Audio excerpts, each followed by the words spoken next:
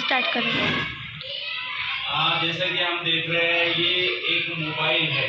Mobile के अंदर हम मोबाइल का जो ये सामने का डिस्प्ले रहता है और उसमें एक नेटवर्क सिस्टम होता है। 2 सिम लगा सकते हैं इसमें। सिम के ऊपर नेटवर्क चलता है। नेटवर्क के जरिए हम यहाँ पर जो लिखे गए कंप्यूटर चला सकते। डिजिटल जो हम चीज़ा होते हैं जो इलेक्ट्रॉनिक पे चलते हैं, वो electronic system, mobile, channel, YouTube, Google,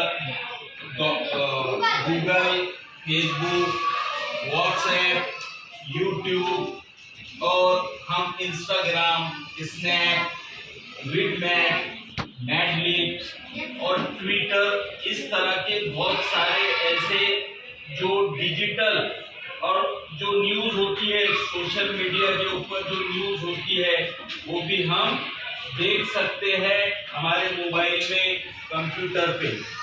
उधर से साइड में रखो। Yes sir.